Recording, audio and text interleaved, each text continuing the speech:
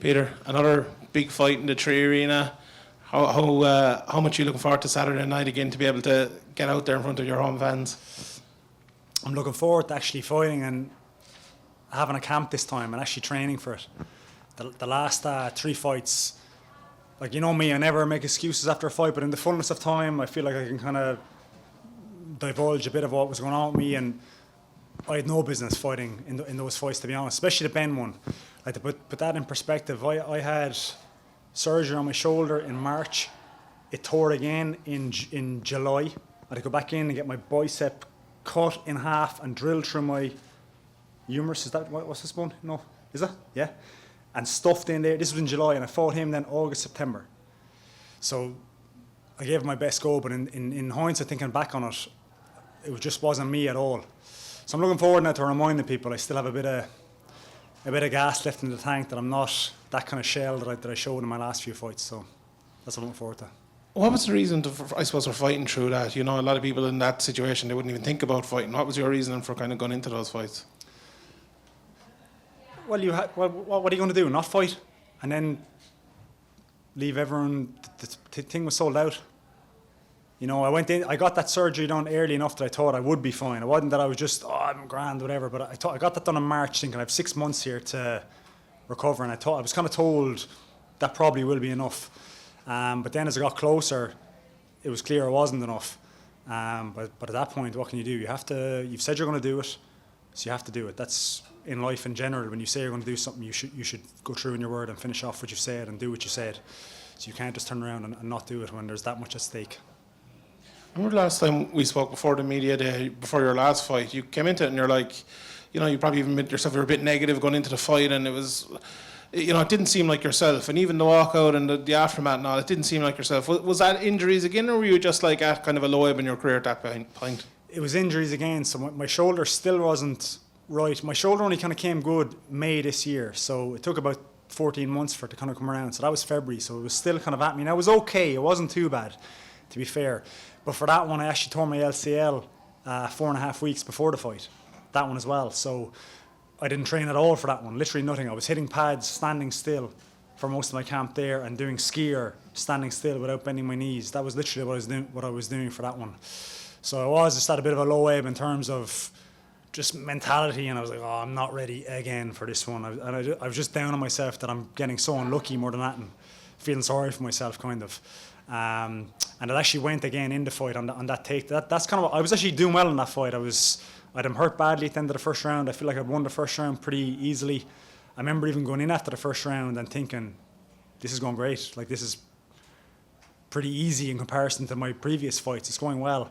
And then I hurt him again in the second round, and he shot a kind of a panic takedown. I don't know if you remember this, but I kind of went down awkwardly and I tore my knee again.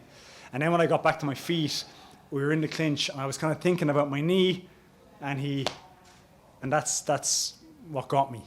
So, you know, fair play to him, but again, I feel like this wouldn't have happened if I had actually been able to grapple and train and had a camp again. So it seems like there's a bit of, as well as the physical recovery, there's a bit of a mental recovery after that one for you. Was that a big part of it as well, kind of thinking like, look, I have to get back here, I have to, get back physically, but I have to kind of change the mindset again and get ready to kind of maybe climb that mountain again? Yeah, and to be honest, it wasn't going very well after the last fight. I was just like trudging through training, but then once I got healthy again, it changed dramatically, very quickly. It was just like, you know me, I don't mind a bit of hard work and training hard and, you know, doing all that hard stuff, but it's when you can't do it and you want to do it and you're doing a session and you're taking 5 days off because you're in bits, and then you go back in again, you're not really making any progress. This is kind of taxing mentally. But once I kind of started getting healthy, started the summer, dramatically changed. John will tell you. I was even in the gym this week, sparring and everything this week. Just probably not that smart, but I felt good, and that's what I like doing, and that's the difference that you're going to see now this weekend. Is you're actually going to see Peter who's prepared again. You're going to see the Peter that beat Patricky the first time when I was actually training and hard training. So that's what I'm looking forward to the most now. It's kind of reminding everyone that I'm still there. Just 2 more quick questions. Yeah. Obviously, your gym that you opened up yourself has now become one of the best gyms for amateurs and people coming through. And Conor McCarthy obviously is one of the guys you've spoken about before. Is that something that has really kind of helped you in your game and will help you maybe going forward to be kind of teaching the younger guys and even have those younger guys to maybe spar with or to learn with as well as you're going up? How much does that kind of change your game, and is it something you think that can help you going forward? Yeah, it is good. I actually train with my guys every Thursday night, always Thursday night, but I sometimes get another maybe session or two in as well during the week with them. And what I've learned, I started doing it just to kind of help them, just so they'd spar with someone who's been there and a bit more experienced, and that'll rub off on them. But then what you learn quick is if you want to kind of keep up to date with the new techniques, and you train with the kids and you see all this new stuff that's they're trying to do because they're watching, they're where I was 10 years ago, where you're staying up all night watching YouTube videos and that I just don't have the energy for anymore. But they're doing it, so you can kind of steal a bit of that off them. So it is good. I love that Thursday night session. We do a lot of rounds of sparring, nice technical sparring. As you said, I've got some really good young lads in there that have a lot of speed, a lot of hunger, and again, a lot of new tricks that I don't have my finger on the pulse on anymore. But you get it then off them, you know. I want to ask you about Dylan Dennis, because obviously, and I wouldn't normally ask about that, but you're obviously good friends Who's with that? Dylan Dennis. Yes, sorry. You look alike there, but obviously, like he's involved in, signed to Bellator, but involved in a big boxing match up and coming. What are your thoughts on that? And obviously, you've tweeted a few times about him recently. And my thoughts in terms of what not, a lot has gone on with that. Everything. Yeah. But I think he's doing a good. You can say what you want, but he has people interested in it. So I think he doesn't get enough. I always say especially when other fighters kind of moan about him, that he's whatever, he gets opportunities perhaps that he's not that good, and whatever they're saying about him. I said, instead of moaning about him, you could probably learn from him. Like I actually said, I tweeted there recently. I retweeted one of his tweets that he said and what he was saying, and I said, you can say what you want, but he's the best. He's literally the best guy in the world, I think, at promoting his fights. And loads of people messaged back and said, oh, what fights? He never fights. I said, exactly. Like, look, he hasn't fought in 5 years and you're still interested in him. So he's clearly doing something correct. So that's that.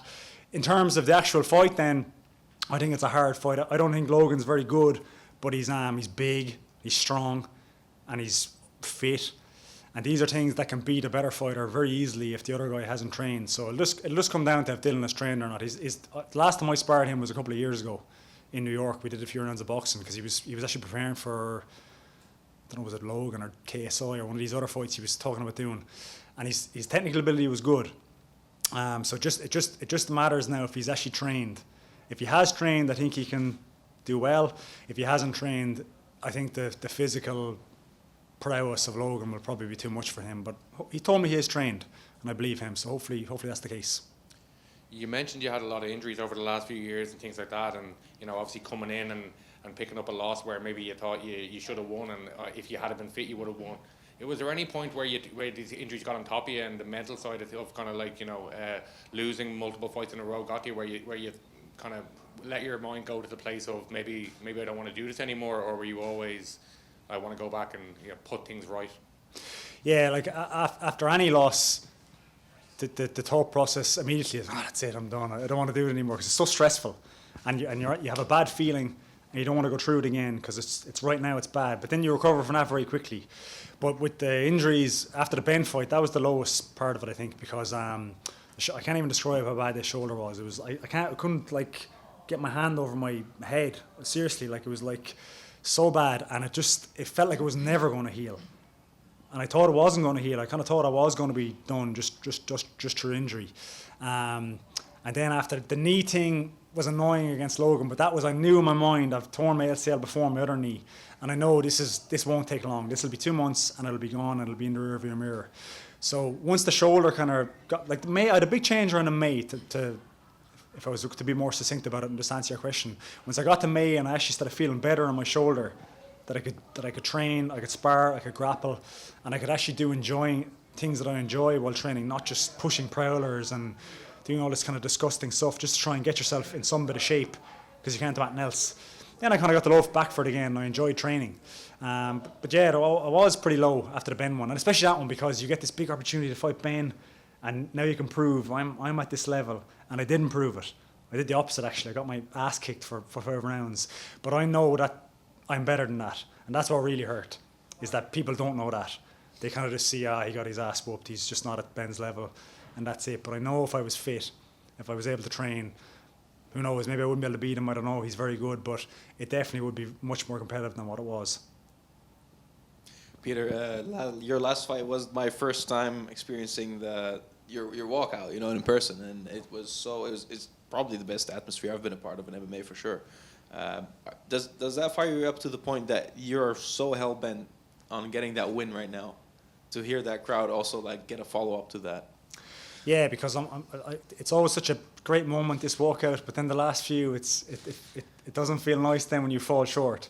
And I almost feel embarrassed then afterwards, because you've had such a big ovation and then you don't deliver.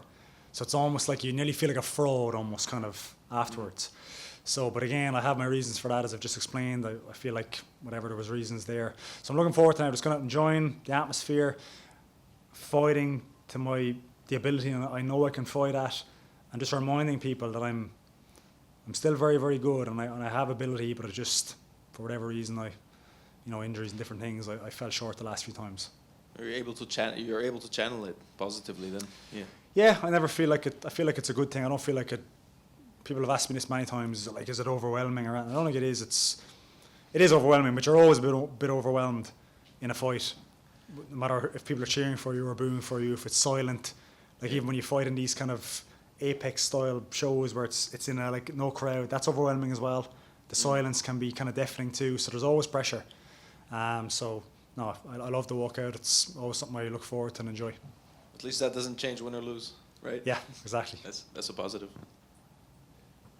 Sean took my question about Dana, so I better ask about your own fight. Obviously, a little bit lower on the card than you're maybe used to. Does that kind of take a little bit of the pressure off? No, to be honest, still pressure. It's not. It's kind of. No, I don't know. I don't know how to answer that. I noticed that it was different. It's I'm not. It's co-main event or main event, whatever it is. You're in the prelims now. It's different, and it does feel like it's kind of, what have you done for me lately? You're kind of, you see you now. You're back down here again, but it's whatever. It doesn't bother me. There's still going to be pressure. I'm still going to. Obviously, all the same things have to be done. I still have to win. It doesn't. The crowd will still be there. The arena will still be full. It doesn't change that much, really. You were telling me last week that there was a point in the dressing room where you said to Arda, maybe this might be it, or maybe I might do one more, whatever. Now that you're reinvigorated, or do you still have eyes on Patricky 3 and maybe even moving back up the ranks and going for the world title again? Yeah, we'll see how it goes. You know what I mean? I do definitely feel reinvigorated. I feel John will tell you, if you bump into him in the hotel during the week and ask me what I'm like in training, I'm back to normal again.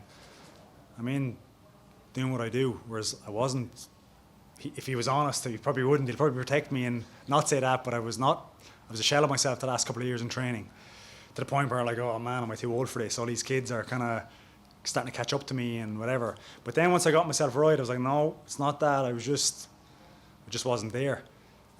So I am reinvigorated and I'm looking forward to it. I'm really looking forward to this. The injuries, obviously COVID shutting everything down and everything. Even before all of these last few fights, you had an injury in, I think it was 2019 when you were going to fight Terry Brazier. It's been a up and down kind of a 4 years. Once you get back now on Saturday night, is the aim of the game with Bellator or wherever it is, are you going to be saying activity is most important for me? Not activity, but I would like to be active. I'd like to fight 2-3 times a year, but I'm at a stage now where that's enough for me, to be honest. 2 or 3 fights. I don't really want to be doing 4 and 5 fights like I was earlier in my career. So in terms of that, that the kind of schedule I have now of 2 fights, maybe 3 is fine for me. That's what I'm kind of been used to the last while. And not to get too ahead of myself, and then that's where you put yourself in trouble now. You try and push it too hard and you get all these injuries again. So I'm going to be a bit more sensible with my body now as well, and try and just train hard, but give myself a little bit of a break when I need it, and don't be kind of pedal to the metal all the time, which is what I used to be. Just for whatever reason, you just psychologically, you just do that. I don't even think it's beneficial.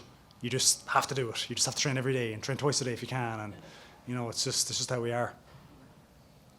Peter, just want to ask you about your opponent on Saturday night. Obviously, watching him, he's a good striker from the outside, a good wrestler as well. All of his losses obviously have been by a knockout. When you look at him, is he the type of guy that you like to fight against? That if you push the pressure on him, the finish is there for you? Yeah, I do. I think I'm better than him everywhere.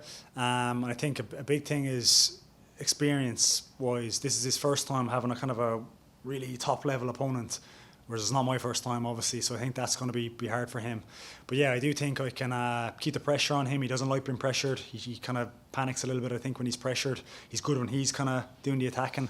But I think I can put the pressure on him, and I think I can definitely KO him. I'm expecting to KO him. And just on the song as well, last thing for me, there was a bit of drama over it between your last one and this one. Obviously, Reece McKee walked out to it, and you had a bit of a snipe at him, and he kind of came back at you. Well, what's your, I suppose, thoughts on that now, a few weeks out from it all happening? I regret that. To be honest, all I said was lol. And I don't even, to be honest, what I even meant by that was like, oh, that's kind of my song, you're stealing on me, you thought we were friends. That's literally kind of my thought process. I wasn't trying to have a snipe at him, really.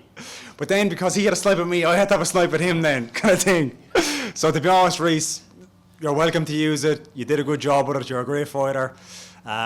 Reece knows me, and I told him that. I messaged him actually on the same thread. I said, I've always been a big supporter of you, and he knows that. And I am a big supporter of him. So yeah, I regret that, but whatever. You know what I mean? I don't care. Me and Reece, I'm sure when we see each other, he'll have the same opinion, and we're not going to fall out over it.